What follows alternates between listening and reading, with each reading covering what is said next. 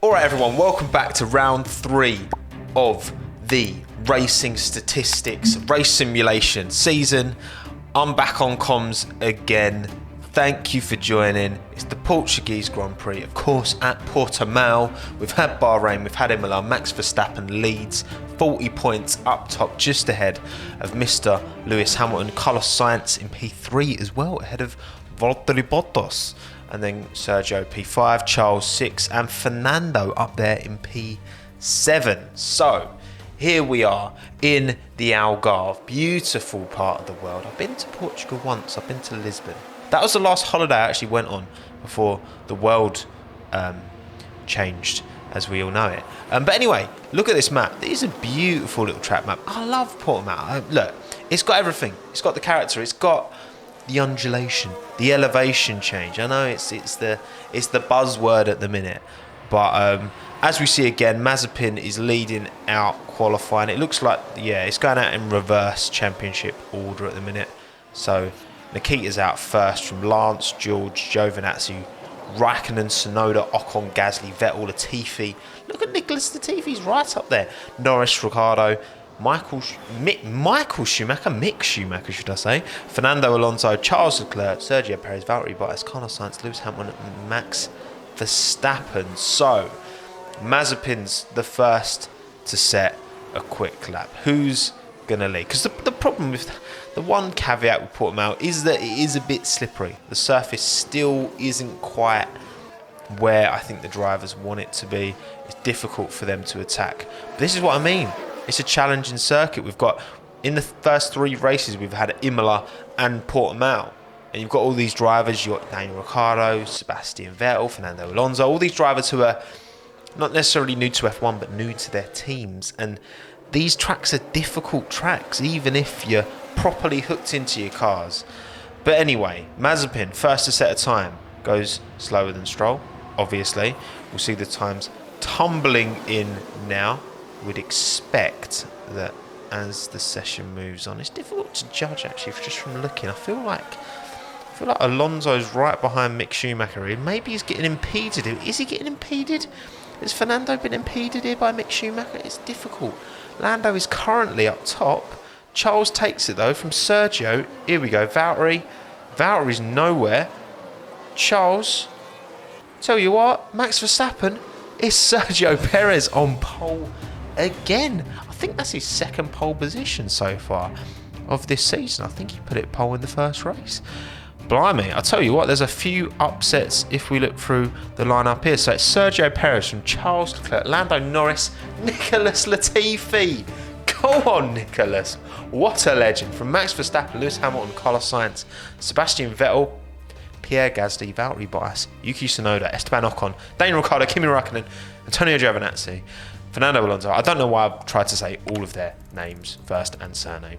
Didn't make it easy for myself, did I? But anyway, it's 5 lights out. 2, 3, 4, and away we go. Oh, Charles has got a banging start. Hello, up the inside from Sergio. Oh my goodness, what's going on here? So Max has somehow managed to find a way to crawl his way out, back up straight away. Russell's hanging off the back there. Here we go. Right, Charles, to be fair, Charles starts well. He just has that Ferrari got the pace to hold on. We'll see, because Lewis is already up, already retaken the lead. Damn, it is tight. It is tight going on here as we come round to end the first lap of the Portuguese Grand Prix. It looks like Lewis has found a way to get himself back in front, as he does, although that's a shocking final corner. But the momentum, the Leclerc momentum, that Ferrari power engine, check it. Are they cheating again, Ferrari? Jesus, flying through. But Charles leads the way. We go back through the field. Daniel Ricciardo has fallen like a stone, bless him, right down the back. Whereas Lando's right up there in the business, mate. We've got Esteban Ocon in P6 doing a decent job in the Alpine. Fernando's fallen back considering where he started. The Hasses have fallen into their natural position. Eventually, they were always going to, weren't they? At the back of the field, as Max has retaken the lead. But it seems that Ferrari is just, oh, here we go. It's level peg in between Verstappen and Leclerc. This is the battle I think we're going to see for a long time moving forward. These two boys, Charles and Max, they're just phenomenal drivers. I think when Lewis retires, I think that's going to become the next big battle up there. Although I'm sure there's plenty of George Russells and Lando Norrises which would suggest otherwise. But tell you what, Charles is putting in a stellar, but gets a bit of sand there, bit bumpy, but manages to hold on. Verstappen, Norris, Perez, Hamilton, Bottas. Mercedes have fallen back a bit, but again, last race, the Mercedes did both fall back, but they still managed to come back right at the end. Won't spoil it, won't tell you who won. Go back and watch that race maybe after this one if you haven't anyway. Max Verstappen finds a way to get back to the top. Once this lap is finished, we will be halfway through the event. We look back through the order. It's Mick at the back with George, Nikita, Yuki. Yeah, there's a bit of a... It's a shame Nicholas has kind of fallen back in the Williams. He's still holding on to that midfield fight, but considering where he started, what an incredible performance that was by Nicholas Latifi in qualifying. Phenomenal scenes. But I'll tell you what, Esteban Ocon up in P5 ahead of both Mercedes. That's a bit of a story. Carlos Sainz has fallen back a bit here, but Verstappen and Leclerc are definitely flexing here. Although Sergio Perez has got some phenomenal momentum down the back straight, takes his teammate.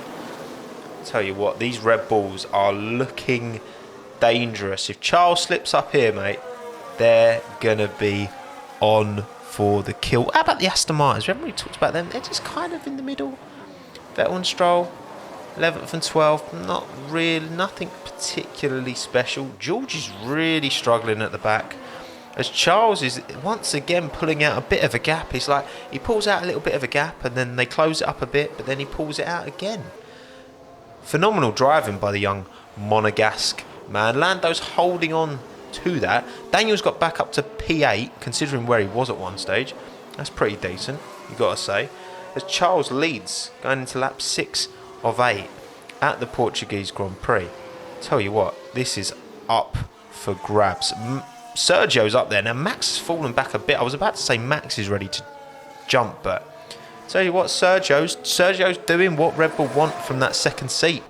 He's up there, you know. And if Max has a bit of a shocker, then maybe they can rely on Sergio to pick up the pieces better than Pierre or Alex could. As sad as that makes me to say.